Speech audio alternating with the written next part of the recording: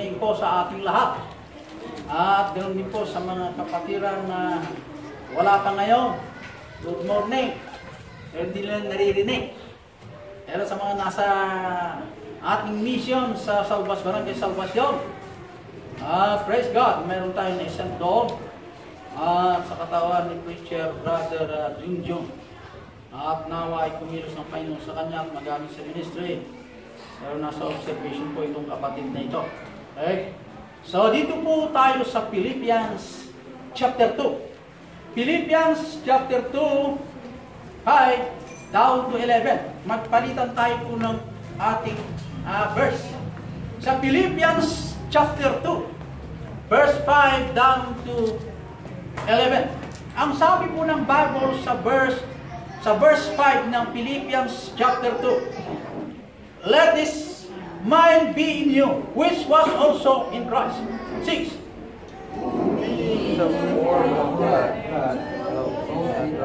Amen.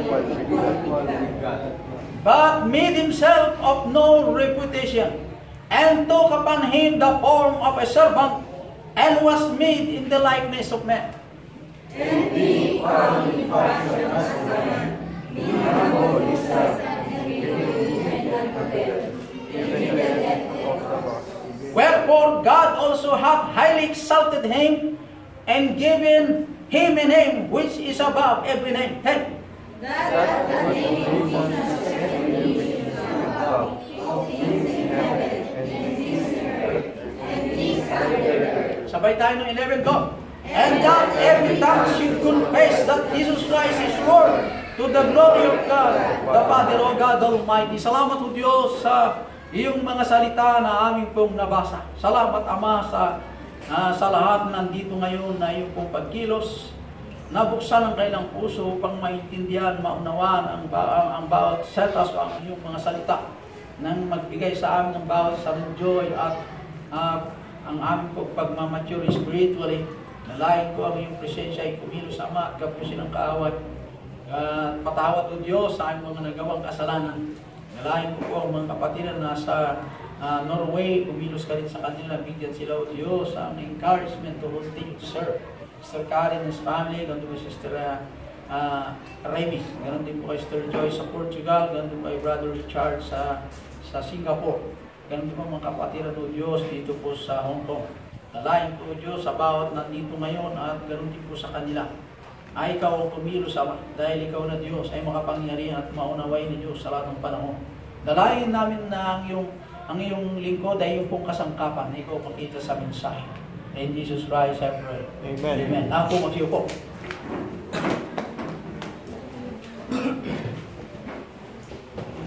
Ito sa Philippians po ay sulat ni Apostol Pablo sa mga taga-Philippians. Makinig.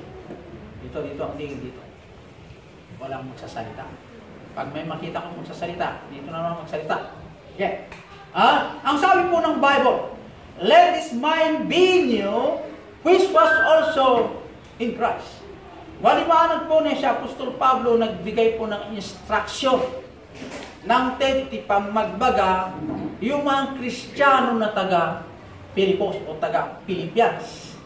Na ipagbaga na kadakwada, iti sistema, iti adang kapanutan ni Jesus Christ, dahil di naggaraw ni Jesus Christ iti daga, iti kapanutan mo't ni Ama. Kaya dahil yung kapanutan ni Jesus Christ na binulot ng kini Ama, dahil yung nga kapanutan, isumati itid na kadagiti taga Philippians. Okay? Paul instruct the believers in the manner of their mind. Christ Jesus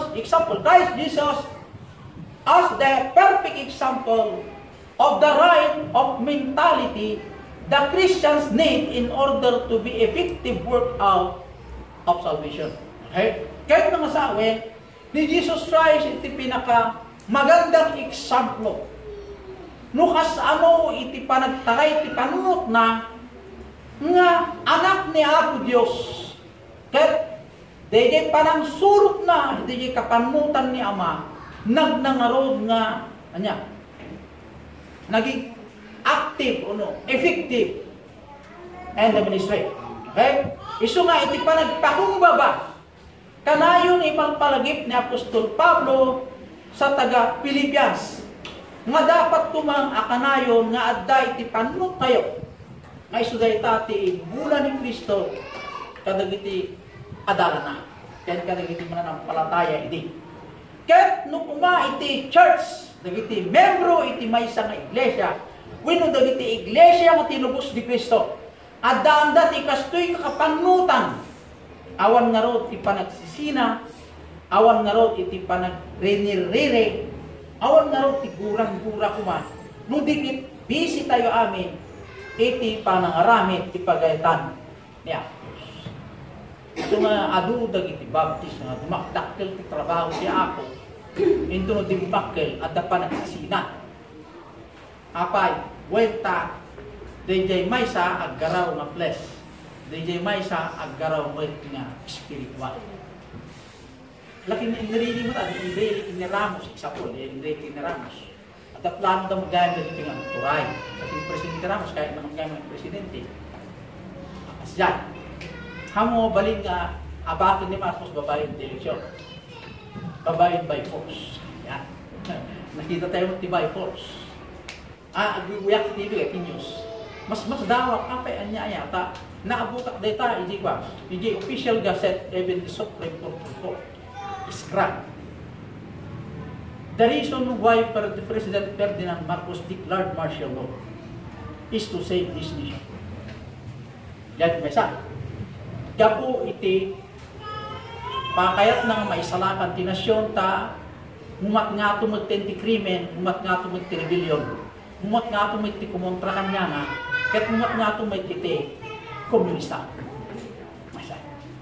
So nga pa yan itiklara nga martial law, masuspended the writ of the habeas corpus. Diya kaya nasa writ of the habeas corpus, diya yung nakunata nga the freedom, the judgment without trial.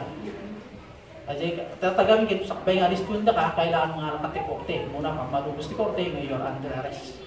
Na-suspended diya, suspended. Hanggang permanent nga suspended po.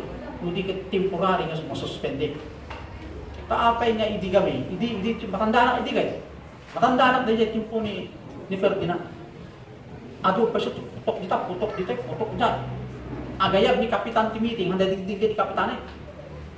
Handa dingding ni Kapitan. Ari-ari si Bilya nota. Bombay di Plaza Miranda. Geray di Mindanao.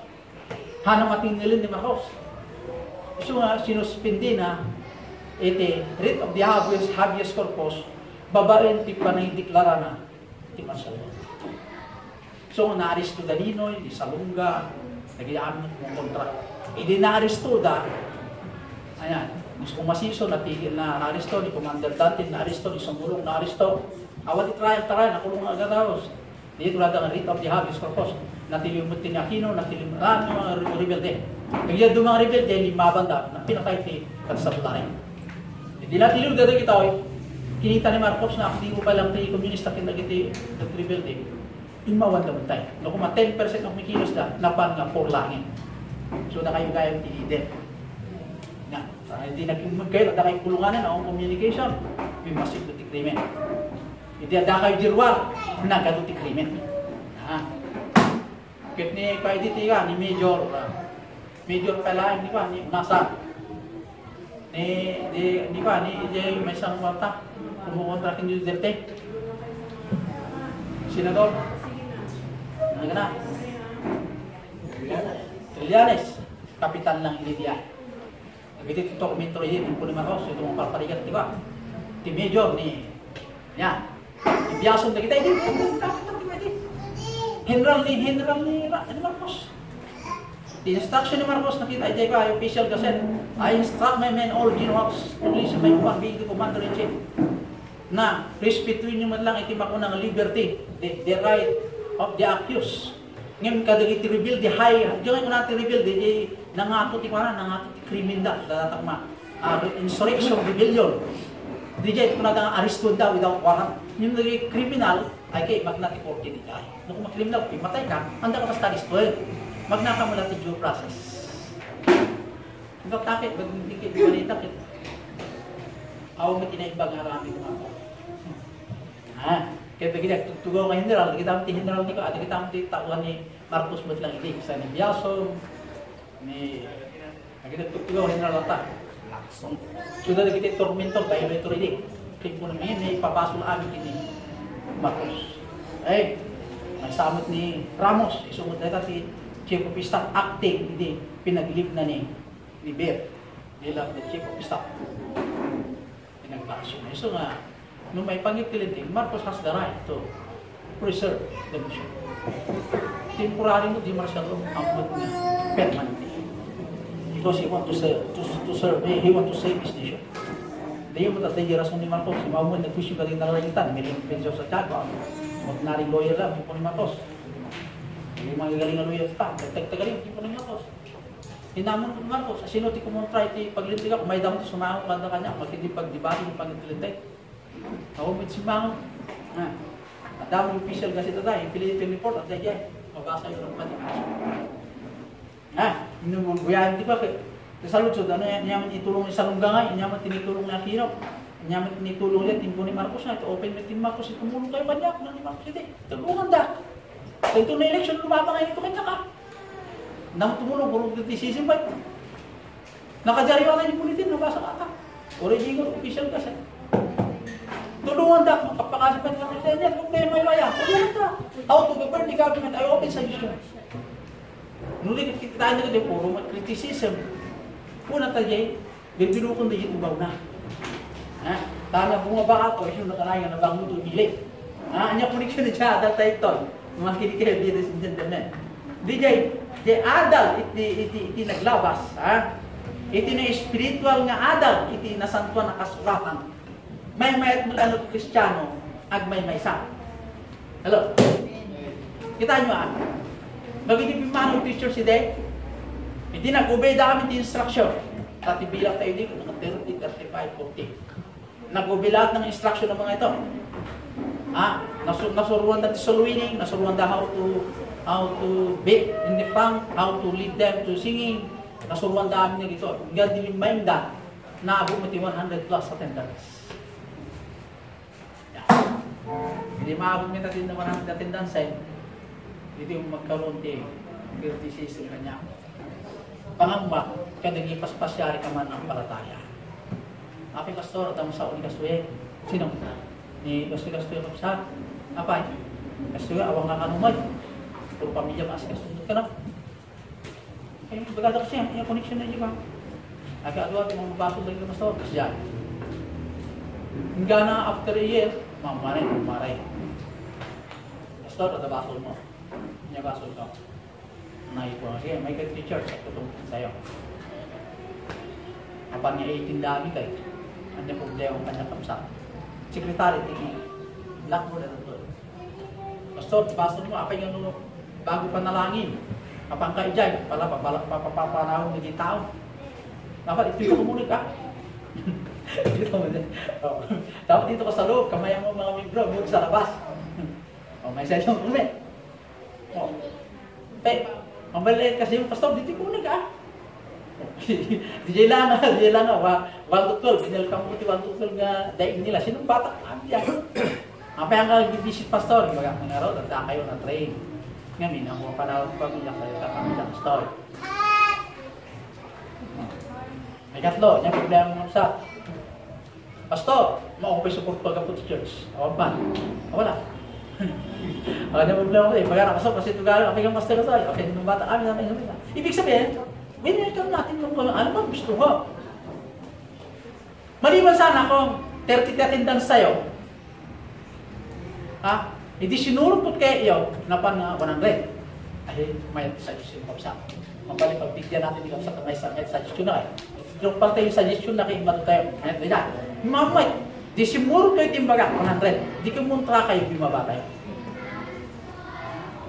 Anya pa kayo? To obey the pastor or to disobey? Ayan. To disobey kayo. Pinaliwanag ko lahat ang kanya ng complaint at agree. Ayaw ibig sabihin na convince. After a month, mga kumanad damay. Tinarami ko house to house.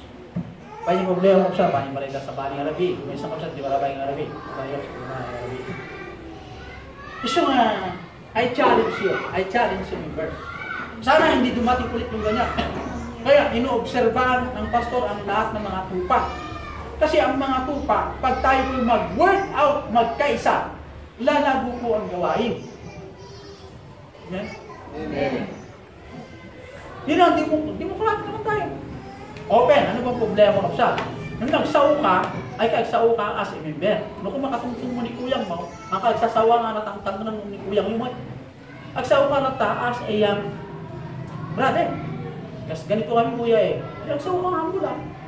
O, ano yung problema yung ating ko? Pastor, wala problema ko itong so. Itong ganito, bakit nagawa akong ganyan? Ikaw kasi, ganito ka eh. O, ganyan. O, sige nga, kasada ka dyan ubing, hindi mo yan ah. Ganito ka, hindi pwede yung ganyan. Patasa ka tapos bro. Okay, nakastangat ka sa tawag pa niya, duwa, iti leadership of the church. Samson, you obey being as your pastor, or you want to follow your own discretion? Yung time is up. So, malis. Okay, go. Ako magawa. Okay? Huwag na sa masulat. Okay, sana. Kasi ito po yung gusto na Apostol Pablo, ang instruction ka rin believer, di Philippians. Madapat yung taga-Philippians, ang danda kong maiti panagmaymaysa. Panagpakubaba. Tayo naglawag mo ito eh. Dito'y 2:5. Dito'y 2:5 ng Philippians. 2:5 ng Philippians. Let this mind be in you, which was also in Christ. Kaya ang title ng mensahe, The Outliving of True Holiness is Humility. The outliving, di sistema ti panagbiag iti agpaypayso nga kinasanto, kahit holiness, di perfect. Di right ti panagserbi kini Apo Diyos, kahit panagpakumbaba. Di panagpakumbaba, makita hindi biyag ni Jesus Christ. Okay, listen to me, ladies and gentlemen. Sa verse 6, who being in the form of God, though it not robbery to be equal with God. Okay, makinig po. Kaya iti umuna nga puntos. Ilukan mo tayo para. Iti umuna nga puntos. Purpose involve a choice. Tirang tani Apo Diyos, involve nga iti panagpili. Ito tiranta ni Apo Diyos, mahapay na tinubos daw tayo, tap nagbalin tayo kung mga perfect, right, iti panagserbi, iti Diyos. Kahit iti panagserbi, iti Diyos, kasapunan na ron, iti panagpakumbaba. Ang pagpakababa sa harapan ng Diyos, ito po yung true holiness. Hana nga pa nagpakumbaba ti Lunes, no di kiti amin nga tiyempo tibiyag, sa lahat ng dako ng ating pamuhay, dapat tayo mapakong baba. Example, ang pamilya, ang babae na asawa dapat mapakumbaba. Ganon din po ang lalaki, ang husband. Pero ang babae dapat pasako sa lalaki bilang ang Diyos nagtalaga, bilang leader ng tahanan. Hindi mo pwede dalawa ang leader. Oras ng dalawang leader ang tahanan, magulo na tahanan niya o pamilya. Bakit? Hindi nasusunod yung gusto ng Panginoon na ang lalaki ang head ng family. Oras na sumuway ang babae, siguradong magulo. Bakit? Wala yung presensya ng Diyos sa tahanan niya. Bakit? Kasi hindi nasusunod yung gusto ng Diyos sa buhay ng pamilya. Tandaan niya. Hindi nga, si Jesus Christ nga naglawag pa na 5, let this mind be in you, which was also in Christ Jesus. Dili kapanutan nga yad-adal ni Apo Diyos ni Hesus Kristo kada tayo. Isumot kumati panunong nga adda kada kayo nga taga-Philippians, kuna ni Apostol Pablo.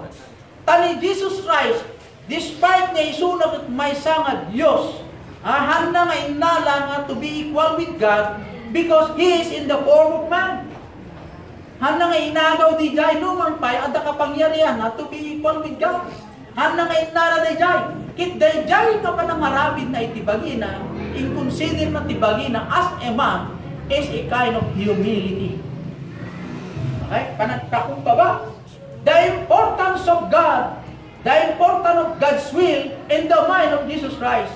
Kahit nga sa the will of God being acted upon by Jesus, He chose to do the will of His Father. Dijay inaramid ni Jesus Christ, mas inikan natin importansya nga surutin na di pagayatan ni Ama. Ang higit na pinakinggan ni Jesus Christ sa buhay niya bilang as a man in the flesh, He obeyed His Father's will. Okay, maliwanag yan, ha? Example, John 14:34. John 14:34. My meat is to do the will of Him that sent me, and to finish His work. Ti sida, iti inaksit sidaen. Isu tinak panangaramid, ti pagayatan, nagay na ibaon kanya. Kaya inak, lipasan da iti trabaho, nga naiyatan kanya. Isu nga inbaon niya Ama ni Jesus Christ, may trabaho ti daga. At dagayang ti trabaho na. At kunaligi ni Apostol Pablo, dahil nga Jesus Christ, han na nga inagaw nga to be equal with God, but in the form of man, han na nga imparehas di bagi na kiniapo Diyos in spirit. No di kat nagpakumbaba, tapno lipasan na di trabaho, ang nakaibaron na. Datayo nga mananampalataya, at damit ti purpose ni Jesus Christ, no apay insalakan datayo. Tapno datayo kumamay, intayo mo't malipasin, dahil trabaho ni Jesus Christ, ngayon, din niya Ama kanya na, nga datayo iti mangitultuloy. Kasi iti man tawon mo ni Jesus Christ ay, datayo mo tatati mangitultuloy, ayan trabaho na yan. So, yung po ng Biblia, He came to seek and to save that which was lost. Iti Lucas 19:10. Imay, may nabirugan kinisalakan. Dagajay na po. That is the main thing. Pinakasentro na apay ng mabalik Kristo, dito yung daga. Tatatawan ni Kristo, sakbay kumanaw, tipan nakabalin kita natang, tipan nakabalin ti daga, na itusyan niya. Mapan kayo nga ro, kaya ikasabayo ti Ebanghelyo, sorsorwan yung ida, bautisman yung ida, taadakto kada kayo, itignan ayaw niya tiyumpo, titignan niya. Naglawag mo din yan. Maliwanag po yun. Ha?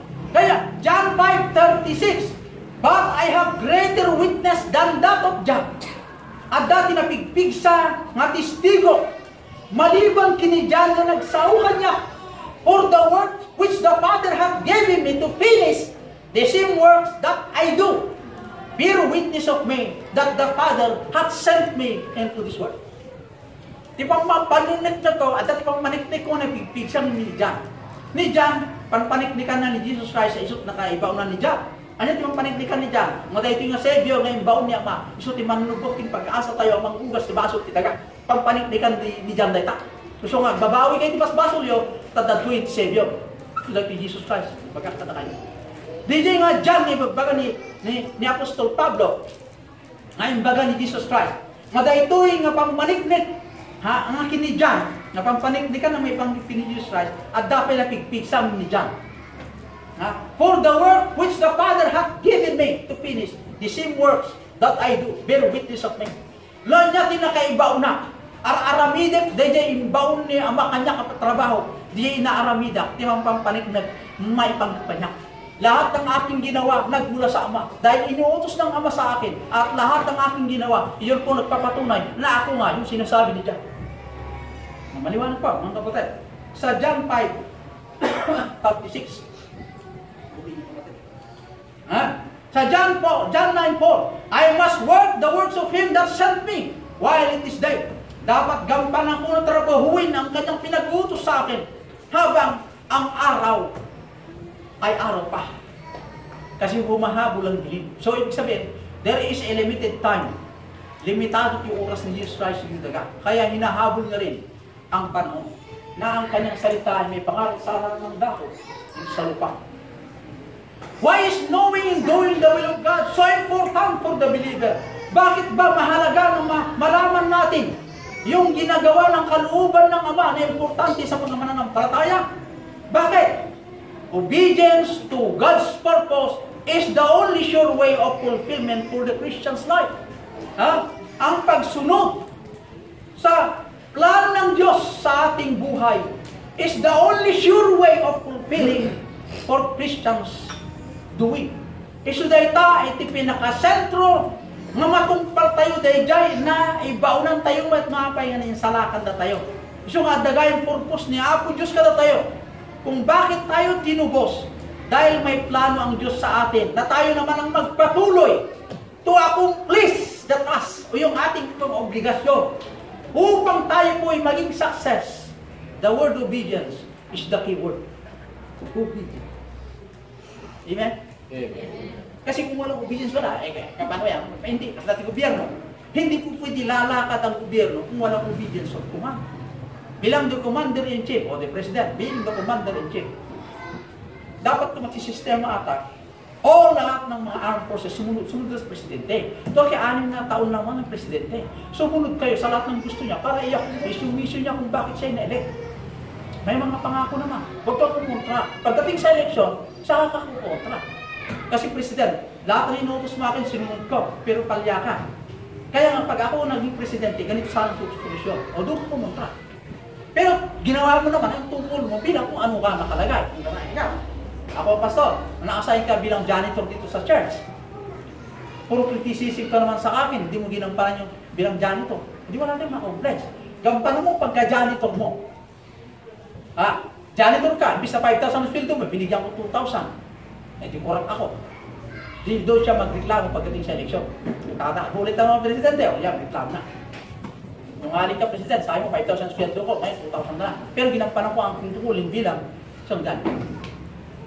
Hindi. Ngayon ba lang nagkokontra-kontrahan, walang magawa. Pabango sa bayan. Wala. Ganyan ang natin. Ni Trillanes nga, Senador Tata, estudyante po ni Pastor Garcia, iti Kalinga, estudyante na niya, PMA, during his days, nagtuturo sa PMA, Pastor Garcia. Ito po naman ay training ni Pastor Tagok sa Kalinga. Ganyan. Si Trillanes po ay military po yan. Premier. Tanong, ginampanan ba ni Trillanes bilang kanyang trabaho bilang senador? Ano bang trabaho niya senador? Yung bang trabaho niya lang? Ganun lang yan eh. Ano bang trabaho mo dito sa kanya? Yan, trabaho mo lang. Pagdating sa election, sorry President, marami kang palya. Naalala ko yung sabi ni Marcos eh. Ganun pala ang plano mo, Mr. Ramos, to be the President. Bakit hindi mo sinabi sa akin, gusto mo pala mag-President? Ganun Marcos eh, no? Ikaw naman in really, gusto mo pala, marami ka palang ayaw mo sa akin. Bakit hindi mo sinasabi sa akin? Ganyan. Sabihin mo, ano problema mo pala? Sabihin mo. Kaya, humility ang mahalaga. Humility, pakumbaba sa buhay ng Christian. Most people live without any purpose. Maraming mga tao sa lupa na namumuhay sila na walang purpose. Mayroon silang purpose na magtapos sa pag-aaral, may purpose na ganito ang kailang buhay. Pero itong purpose na ito ay walang sa kalooban ng Diyos. Ibig sabihin yung walang purpose, yung pong buhay ng tao, dapat mayroon silang layunin. Yung pong layunin ng Diyos sa buhay kung bakit ikaw ay nalikha sa lupa.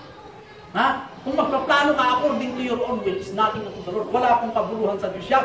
Ang gusto ng Diyos sa bawat mananampalataya ay gampanan yung ano ba yung kalooban ng Diyos sa buhay ng kanyang tinubos.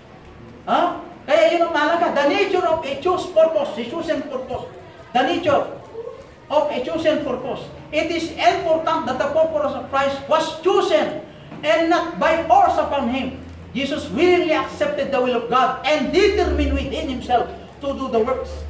Kaya nga, ang bawat mananampalataya, pag tayo po'y pinili na maglingkod sa Diyos, makinig po ladies and gentlemen, dapat ang mananampalataya, piliin natin po yung kalooban ng Ama, hindi sa umagitan na tayo pinapipilitan.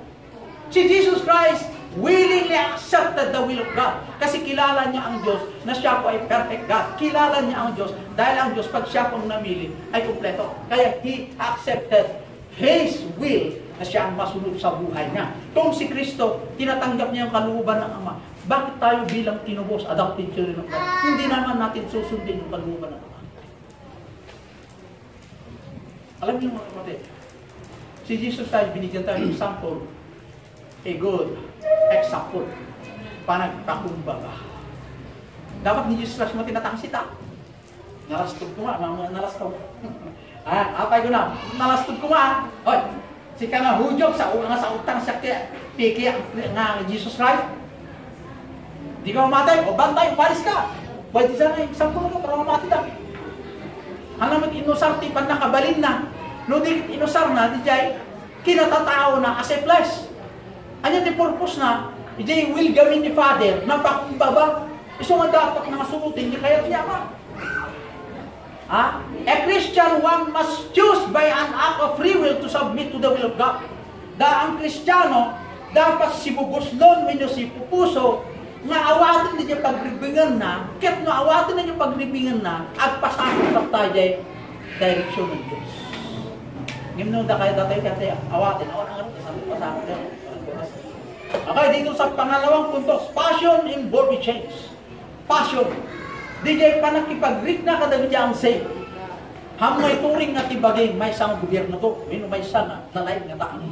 Ituring mo tibagay, may salayan nga lingkod ng Panginoon. May salayan nga servant ni Apo Diyos. May salayan no kuma-restaurant, may saka laing nga sering, o may saka nga sinutukoy yung ng mga restaurant. Waiter. Tayo lamang ay waiter. Ang pagkaiba ng waiter, babayaran. Sa atin, walang bayad.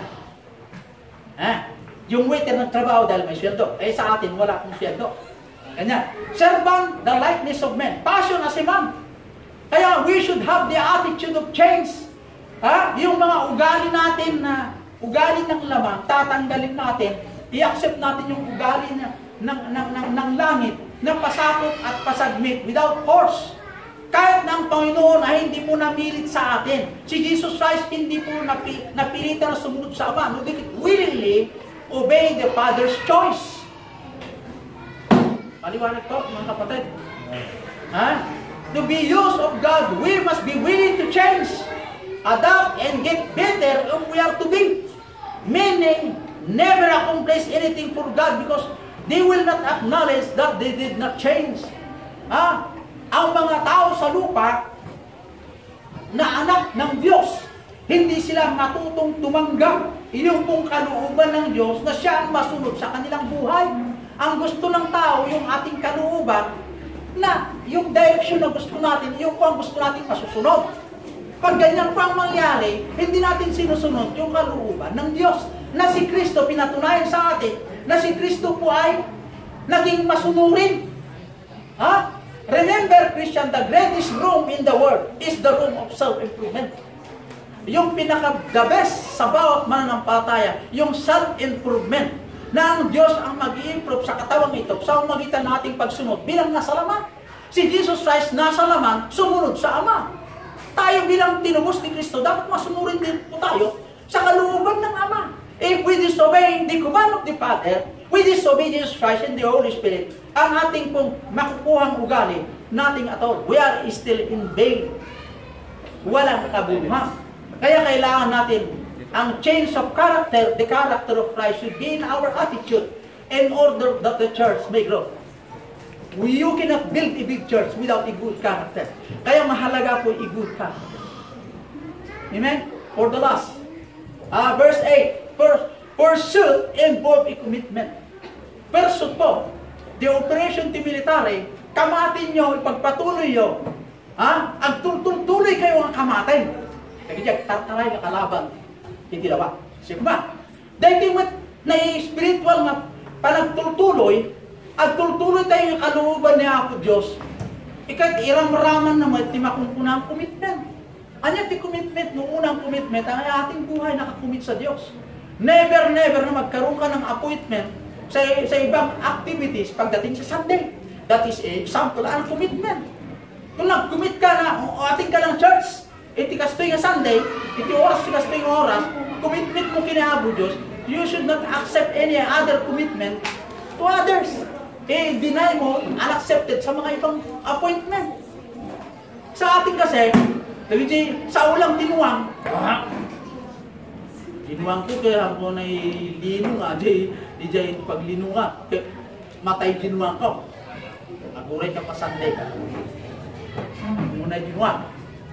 Taltalong ko kayo nagpapakti na ne, panagrarayot Domingo. May kayo nakita niyo, taltalong ko panagrarayot. Ha? Kita nyo? Nagaduti farmers na reklamado. Nung nagtudo, agreklamo da. Nung naginit, agreklamo da. Nung basit di ani, agreklamo. Nung adok na ani, agreklamo. Pag kunamot pasam, ado nang punta. Nagadulor ta api, nagreklamo pala. Nireklamo na. Sapay, di nag-apit 141, may hektarya, 140. Oh, di buena, buenas. That is a blessing. 141 hektar. Dapat 160 kung ano pala. Okay.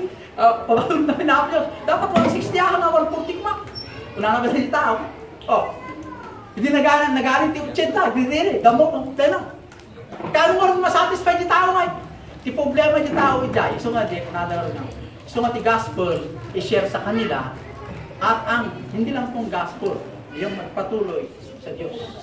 Kaya ang bawat the path of obedience, the will of God is more than a decision, it involves devotion to the cause. Yung kalooban ng Diyos is more than a decision, it will involve to a devotion with the cause. Ha? Di pa naka-involve, pa nakairaman mo yung kalooban ng Diyos, at dami spirit na magkaroon ka at makunin na devotion in heart, yung fellowship mo sa Diyos sa magitan ng panalangin. Apayan nyo kahit makitungtong kinaapit Diyos sa'yo, wabay hindi pa nagkaranay. Nung may banggit, pwede ko na, malas, swerte. At ang swerte, at malas, at ang dyan safe. Di pa nag-out kami di malas. At langay di jay, awanti pa na, awanti ka sa blessing na. Ito Kristiyano na kapatsindihan, ito ka po na kayo. No, niya, tinapangking ka. No, tinapangking ka kahit pugro. Agyaman ka sa purpose niya ako, Diyos. No, napangking ka kahit napintas yung biyak, agyaman ka. Taapa, igyom niya ako, Diyos, ti pugro. Agyaman na ako, Diyos, ti blessing. Bo, awantihan nga, igyom niya ako, Diyos. At sipot at Diyos man nakabalin. Nakapay nga, ipalubos ng may Kristiyano, kami Kristiyano nasukir. Nasukir ti Kristiyano. Nabasahin ti Old Testament, i-digest mo yung Old Testament. Dahil di kinasukir da iti chosen people. Tapos tamot ti New Testament, kinasukir da. So nga, may tibawag kanya da. Babae ti panang bisin na kanya da. Babae ti, panang utod na ti sustansyang pagkain nila. Ngamintaan niya, handas mo surot ti pagaytan ni Apo Diyos. Ano kung mama nagsurot tayo ti pagaytan ni Apo Diyos. Ni Apo Diyos ka nagkariban. Hangkayin ito nga baybayan. Nakapay-baybayan na tayo, una, tanasukir tayo ngayon, nakapsa. Amen? God Almighty, salamat Panginoon sa iyong mga salita. Nalayo po, Diyos, na bendisyon naman yung salita. Nawala nandito ngayon, O Diyos, ay iyong pong bendisyon. Ganun din po ang gawain ng Barangay Salvation Nawa. Ito po ay magandang report sa ating pong preacher na ito po ay nagkaroon sila ng attendance. Ganun din po ang katulong sa mga bata. Ngayon po, God, we pray na ito po ay a blessing. I pray, O God, na nawa yung salita yung magkaroon sa amin ng pagmamature spiritually to be obedient unto Thee sa lahat ng panahon sa aming buhay. Salamat sa iyong biyaya. In Jesus Christ I pray. Amen. Lahat po magsipo.